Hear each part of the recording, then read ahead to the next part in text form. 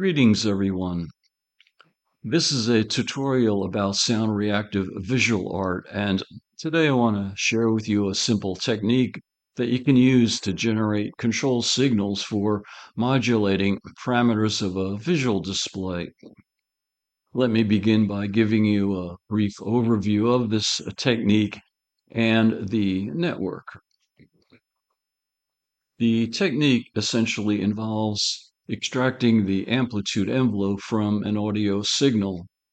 Now, the amplitude envelope is an imaginary signal in the sense that it's formed by the outline made from the peaks of an audio signal. Those of you who work with sound and create sound understand the importance of the amplitude envelope in its role in shaping the texture and other qualities of sound.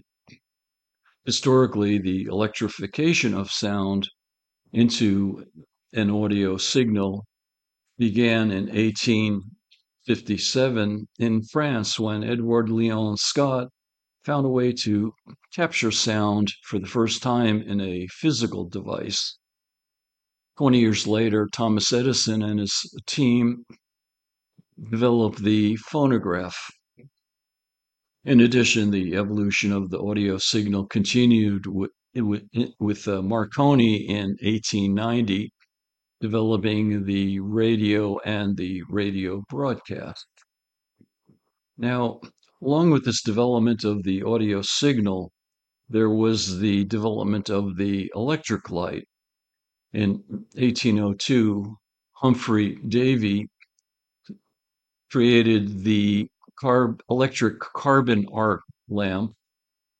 And then at the turn of the century, Thomas Edison and his team developed the first commercially available electric lamp. Now, in the early 1900s, there were creators who were imagining controlling the brightness of these electric lamps using the audio signal. The idea was that by using three colored lamps, red, green, and blue, and then modulating their brightness using different parts of the audio spectrum, and then adding them together would create a changing color that would represent the sound. These devices became known as color organs, and they were developed throughout the 20th century, well into the 1970s.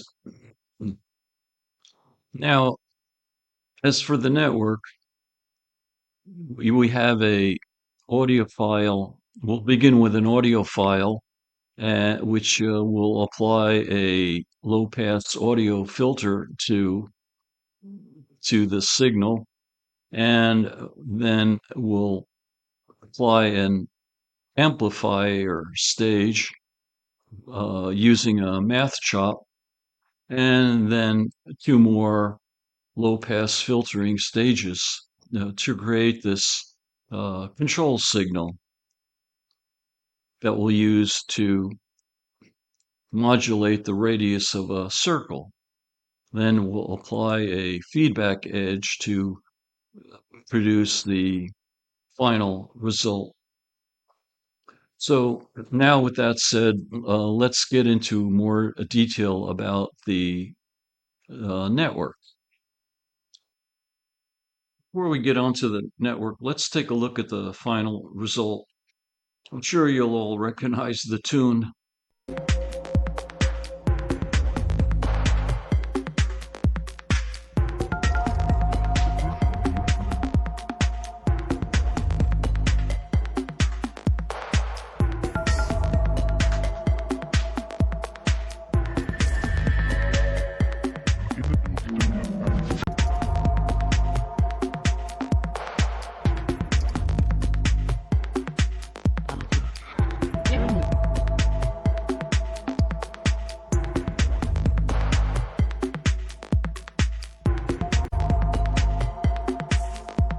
Beautiful, beautiful, beautiful. Okay, onto the network.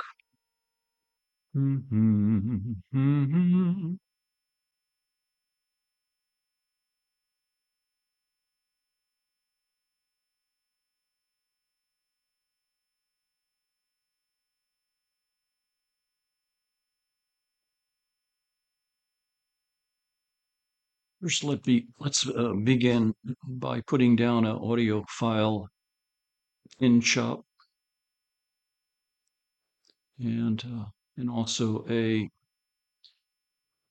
audio device out CHOP.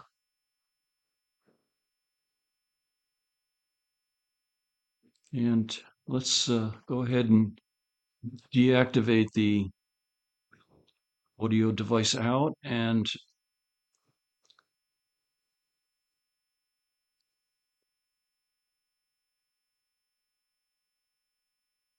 next let's change the channels to mono for a single signal, and then let's add a low pass filter, an audio filter.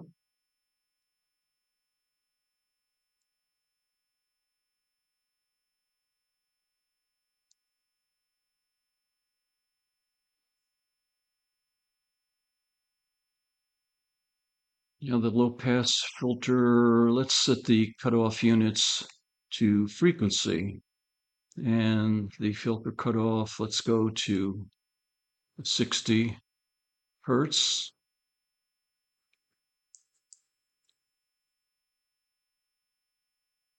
And let's go ahead and let's see what we've got going now. We'll place a trail top here, and we'll see how the filters affected the signal. So there you can see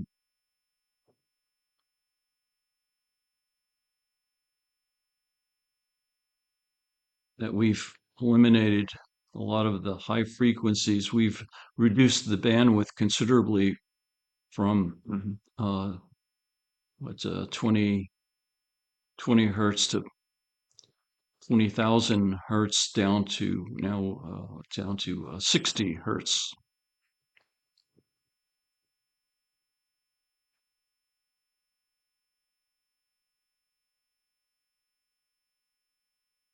Next, we'll put in a resample chop,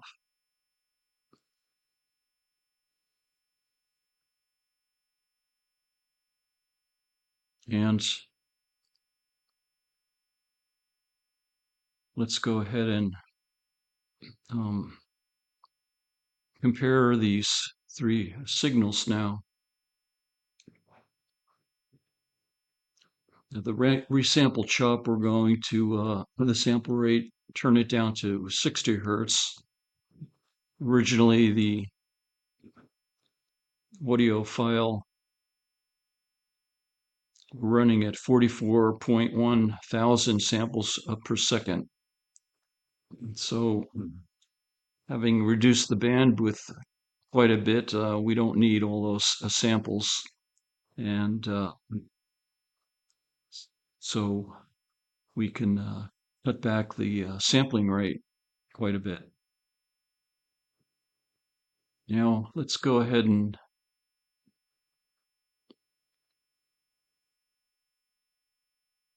add a math chop for the amplification stage. And for now, we'll just leave it at 1.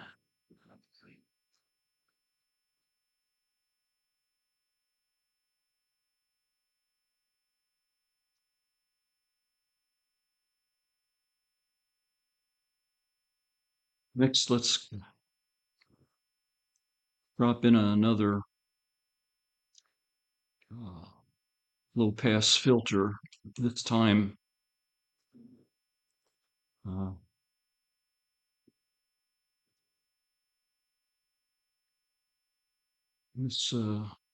we got to get with Gaussian, this is fine. Filter with, well, we'll get to that in a minute. And then we'll drop another low pass filter in here.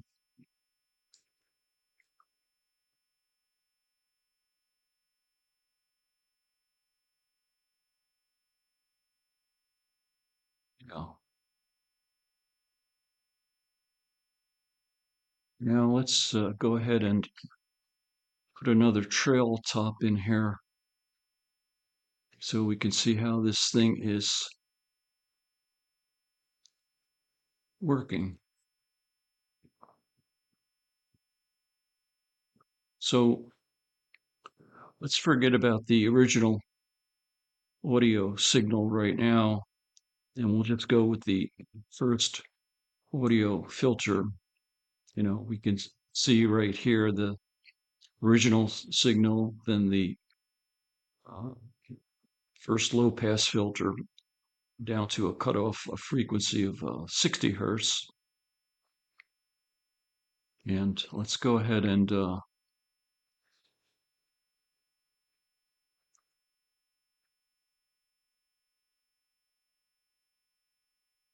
let's go to drag in the resample chop, and then we'll put the, let's see, two low pass filters in here.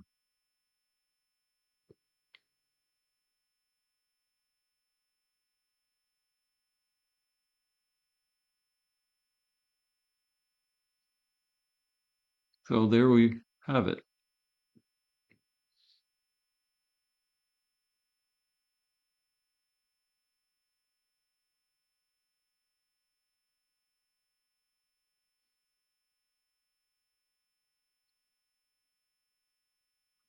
We have our first low pass filter sampling at 44,000.1 samples per second. Then we'll resample it at 60 hertz per second,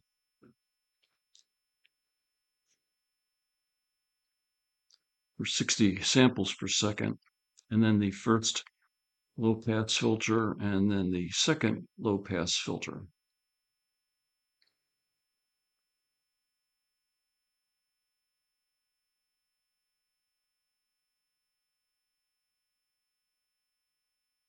Now, now,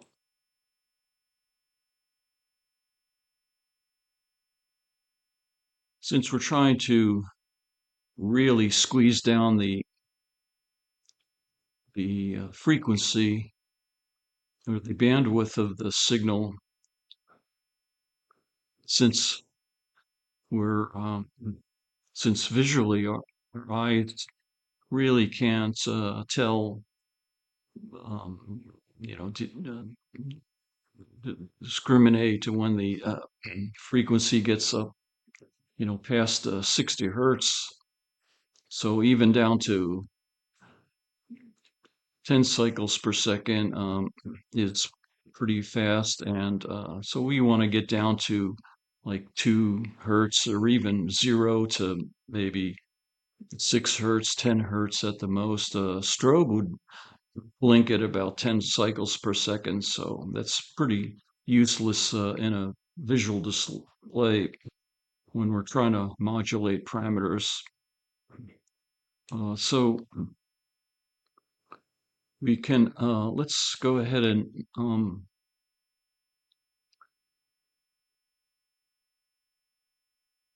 play with the filter with a little bit on these two signals, because this is really uh, useful.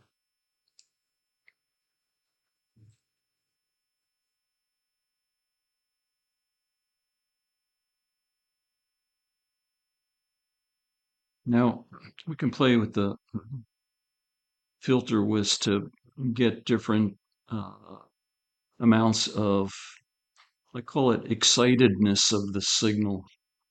Like I was saying, if it gets too excited, it's just um, well, the movement starts appearing to be constant because it's moving so fast. We can't. It's vibrating so fast we can't see it anymore. So we can see that by reducing the filter width, we can start playing around with uh, the final signal here that we'll be using. Well, of course, you can use this signal too if you want. In fact, you can put more low pass filters in here and use those signals in your sketch. But for this, we'll just go ahead and put it this at about 5 point, about 5 or something. Well, that's a good start. And the second one, let's see, once again, we can play with the filter with here, go real slow, or we can start basically match you know, the filter that came before. So let's set this at about, zero point 0.6 or something. Instead, you could just play with this to get the kinetic aesthetic that that you like. Um,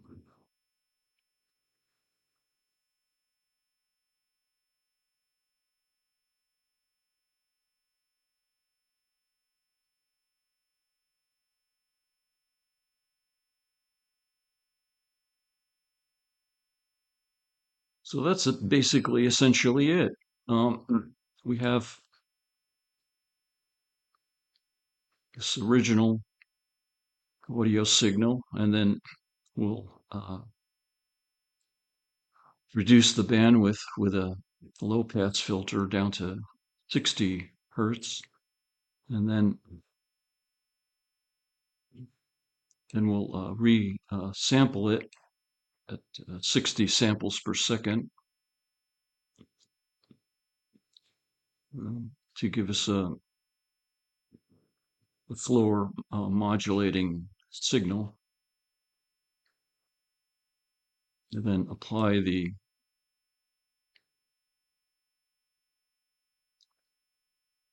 more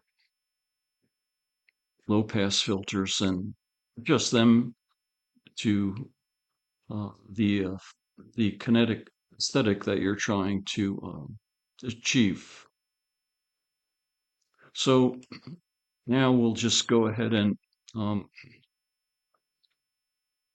lay down circle chop, a circle top, and we'll go ahead and um,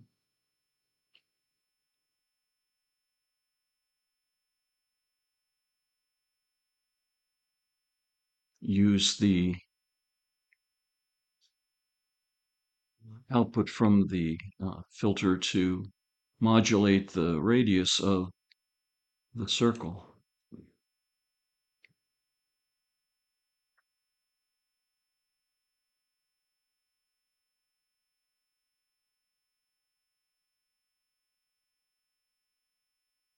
So now we see we have the circle is a bit small, and we can go over to the amplifier now, the math chop, and we can just start multiplying this to the size that works works for you.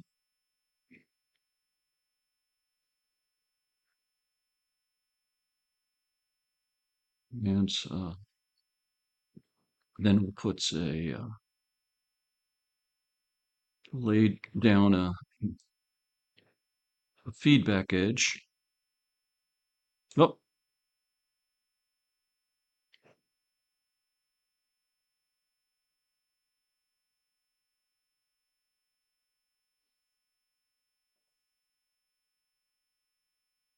and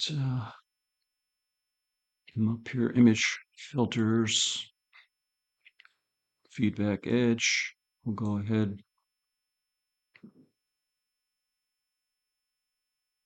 and connect that.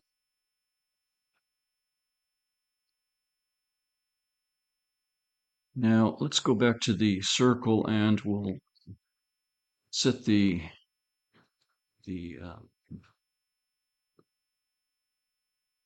resolution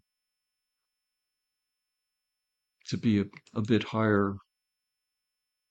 Let's go with 1024 by 1024. Well, let's go ahead and undo that.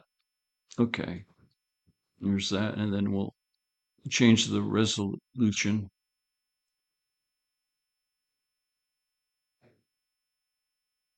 Okay, that's getting there. Now, now we just a matter of playing with the feedback edge to to get the result that you want.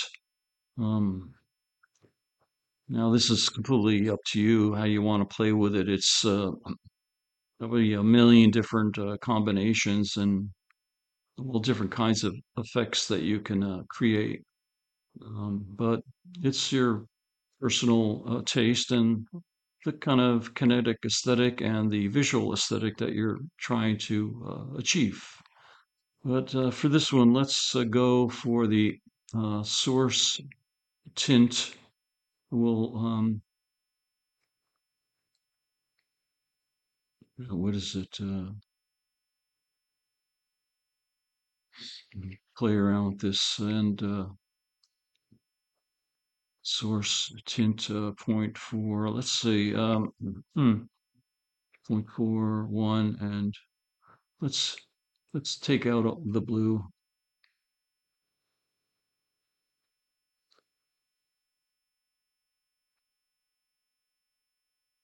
and we can you can start playing around with the source gain and uh, you all know how all this goes. One point. We'll try to recreate the one. Oh, look at that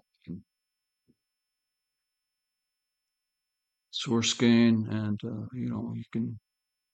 Ooh, and source gain will go just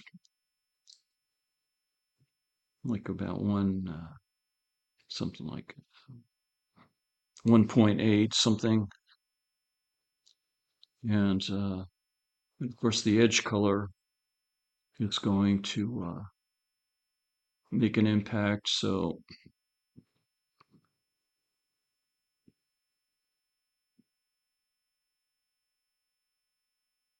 we'll we just kind of drop in just to start things off.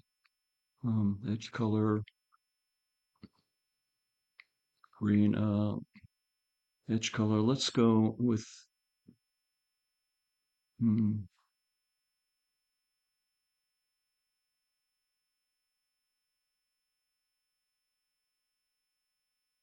and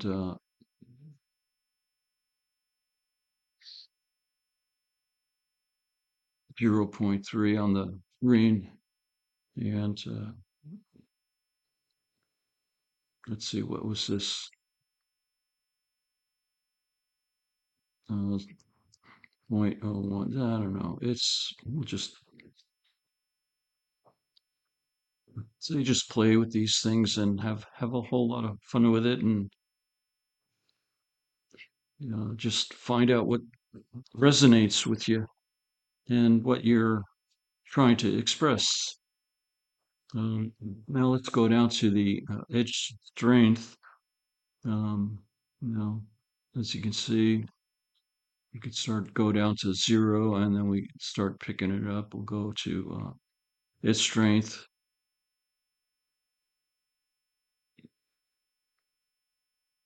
Now let's really, I don't know, zero point 0.9 something. Hmm. Yeah, and then now the scale. You can have a whole lot of fun with this one here. Ooh, scale. Let's just go with a 1.14,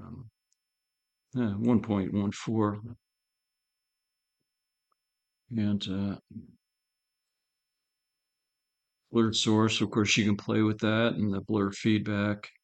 What is it? Blurred feedback. Let's go down to.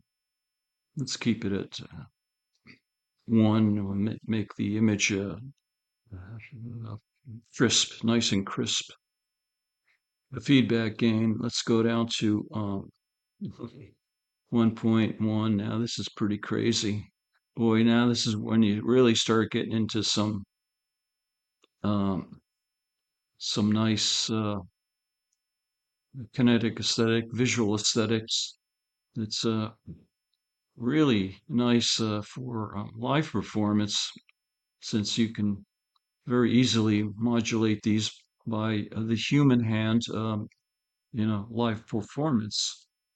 So the let's go with the feedback gain to 1 point. I don't know, something like, ooh, I don't know. That looks pretty good. You know how this works.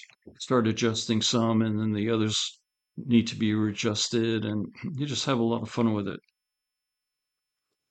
You know, the let's go with the what is it? The feedback black level. Um, that's I think that was very feedback black level, very small, zero point 0.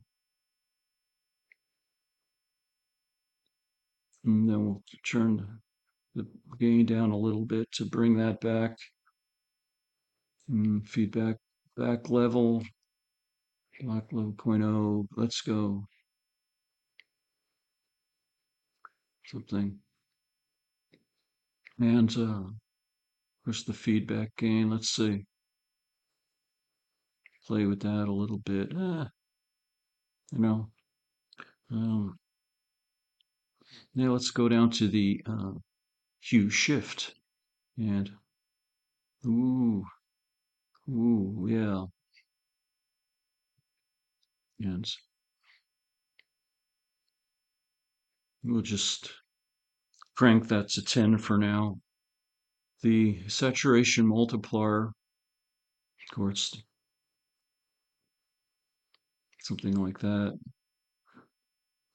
Mm,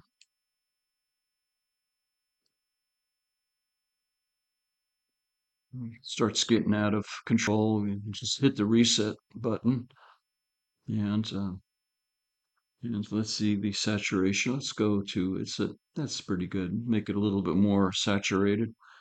And then, of course, the dry wet mix. We can set that to just pretty close to one or up there. Just whatever you want to do, whatever toots your whistle. Yeah, very expressive, very expressive. Um, so and so let's and then we'll go ahead and add a transform top here, and so we can create the final result, and we'll set the background. Let's see to um, let's see the background color. It's going to be some kind of a gray thing here, zero point 0.6.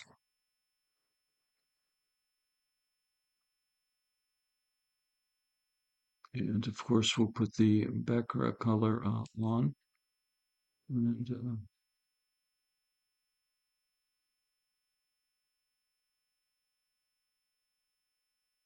and background color. Of course, was set the alpha to 1 at the end, and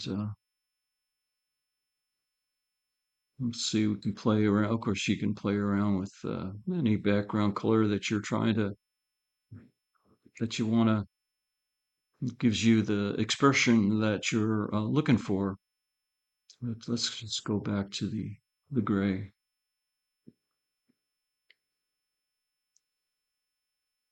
Um, so let's see, we can go back to the feedback edge and let's see, the edge strength, source gain, feedback gain, the edge strength,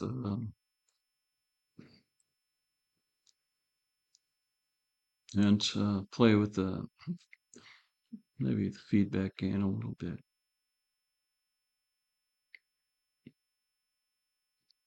I'm really trying to recreate what we originally had. What's the point? It's and play with the ooh, yeah. Now let's go ahead and um,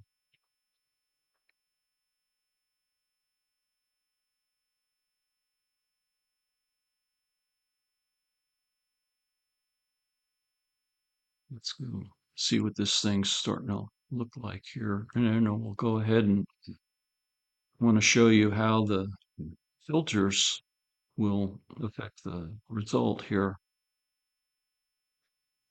There we go, and then parameter. We have the parameters, and so the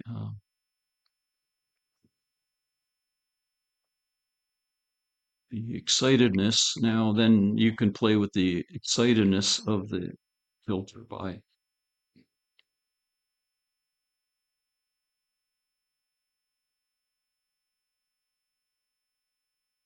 the filter.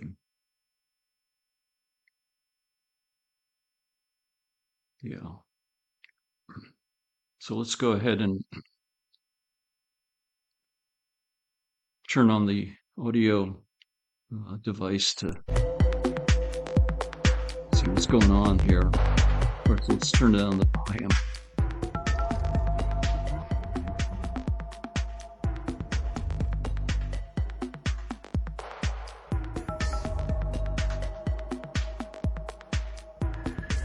So let's go ahead and put these two here, and then we'll bring up the parameters for the feedback edge. Reset pulse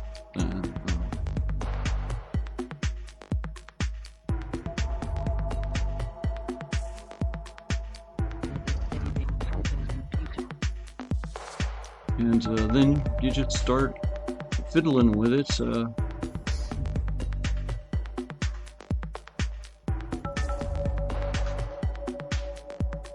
And what's interesting, when you start adjusting the filters and the feedback edge to achieve the sound and visual resonance that's that you're trying to achieve.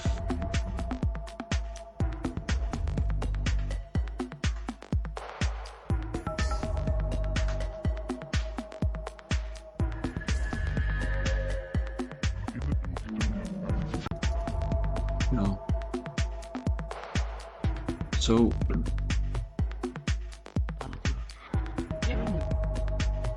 that's about it on this one. Incredibly simple, but you can create these control signals and then modulate all different kinds of parameters of your visual display. And I'll be posting a few more tutorials and kind of show you some other stuff. So with this said, let me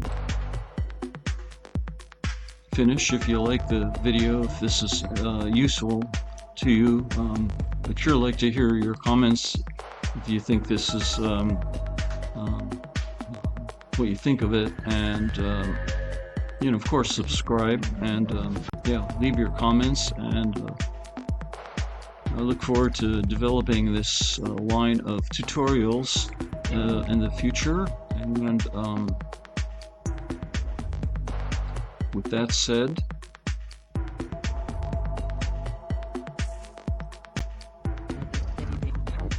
this is Luma Sound signing off.